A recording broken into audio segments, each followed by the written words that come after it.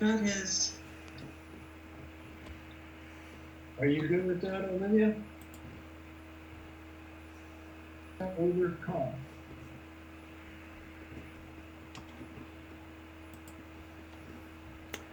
The speech has been edited to contemporary usage and edited to fit timing requirements. This is President Lyndon B. Johnson's special message to Congress, 1965. Mr. Speaker, Mr. President, members of Congress, I speak tonight for the dignity of man and the destiny of democracy. I urge every member of both parties, Americans of all religions and of all colors, from every section of this country, to join me in that cause.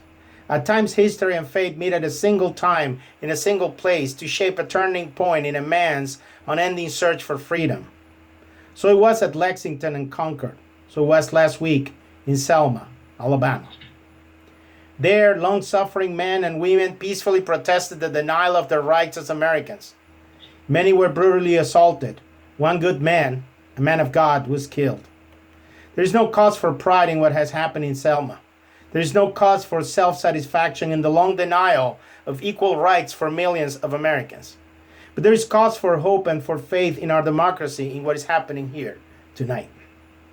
For the cries of pain and the hymns and protests of oppressed people have summoned into convocation all the majesty of this great government, the government of the greatest nation on earth.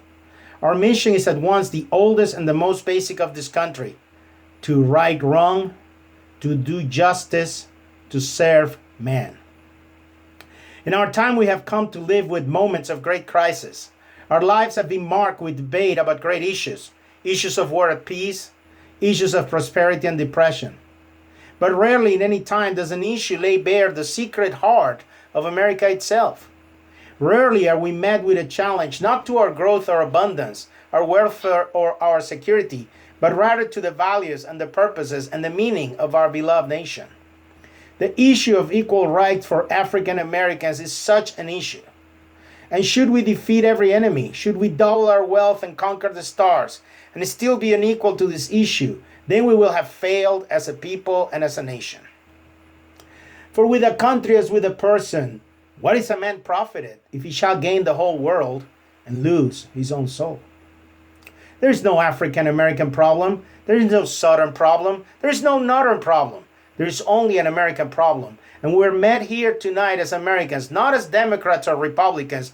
We are met here as Americans to solve that problem. This was the first nation in the history of the world to be founded with a purpose. The great phrases of that purpose is still sound in every American heart, North and South. All men are created equal. Government by consent of the governed. Give me liberty or give me death. Well, those are not just clever words, or those are not just empty theories. In their name, Americans have fought and died for 2 centuries, and tonight, around the world, they stand there as guardians of our liberty, risking their lives.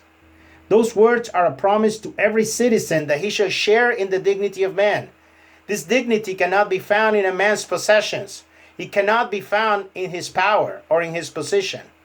It really rests on his right to be treated as a man equal in opportunity to all others. It says that he shall share in freedom. He shall choose his leaders, educate his children, and provide for his family according to his ability and his merits as a human being.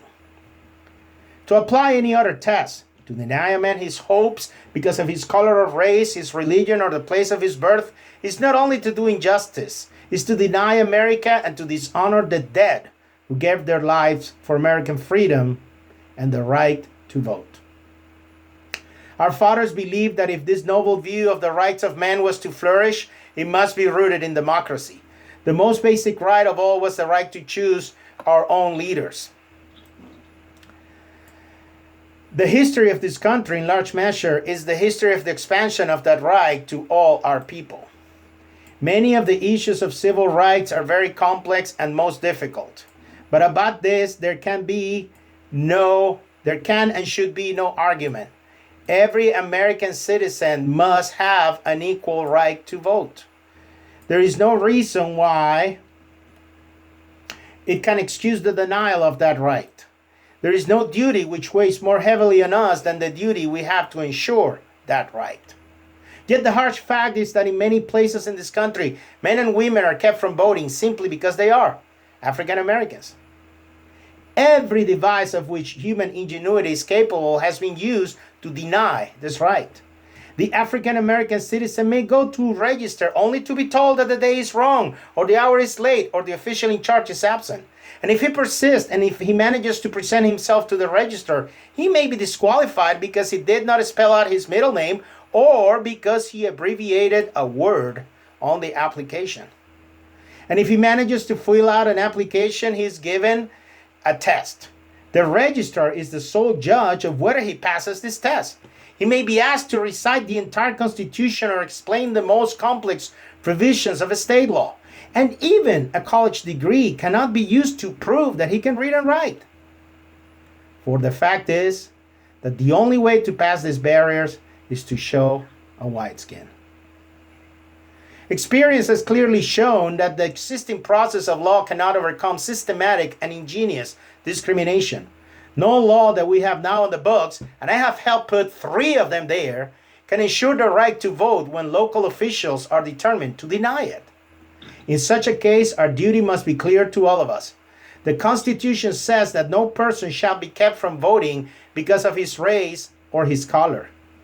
We have all sworn an oath before God to support and to defend the Constitution. We must now act in obedience to that oath. So to those who seek to avoid action by their national government in their own communities, who want to and who seek to maintain purely local control over elections, the answer is simple. Open your polling places to all your people. Allow men and women to register and vote whatever the color of their skin. Extend the rights of citizenship to every citizen of this land. So there is now the need for action. There's no constitutional issue here. The command of the Constitution is plain. There's no moral issue. It is wrong, deadly wrong, to deny any of your fellow Americans the right to vote in this country. There's no issue of states' rights or national rights. There is only the struggle for human rights. I have not the slightest doubt what will be your answer. The last time a president sent a civil rights bill to the Congress, it contained a provision to protect voting rights in federal elections. That civil rights bill was passed after 8 long months of debate. And when that bill came to my desk from Congress for my signature, the heart of the voting provision had been eliminated. This time, on this issue, there must be no delay, no hesitation, and no compromise with our purpose. We must not refuse to protect the right of every American to vote in every election that he or she may desire to participate in. Therefore, we shall overcome. But even if we pass this bill, the battle will not be over. What happened in Selma is part of a far larger movement which reaches into every section and state of America. It is the effort of African Americans to secure for themselves the full blessings of American life. Their cause must be our cause too, because it is not just African Americans, but really it is all of us who must overcome the crippling legacy of bigotry and injustice, and we shall overcome. As a man whose roots go deeply into Southern soil, I know how agonizing racial feelings are. I know how difficult it is to reshape the attitudes and the structure of our society. But a century has passed, more than 100 years since the African American was freed, and he is not fully free tonight. It was more than 100 years ago that Abraham Lincoln, a great president of another party, signed the Emancipation Proclamation. But emancipation is a proclamation and not a fact. A century has passed, more than 100 years since equality was promised, and yet the African American is not equal. A century has passed since the day of promise, and the promise is unkept. The time of justice has now come. I tell you that I believe sincerely that no force can hold it back. It is right in the eyes of man and God that it should come. And when it does, I think that that day will brighten the lives of every American. So I say to all of you here and to all in the nation tonight that those who appeal to you to hold on to the past do so at the cost of denying you your future. This great, rich, restless country can offer opportunity and education and hope for all, black and white, north and south, sharecropper and city dweller. These are the enemies: poverty, ignorance, disease. They are the enemies and not our fellow man, not our neighbors. And these enemies too, poverty, disease, and ignorance, We shall overcome. Mr. Toastmaster.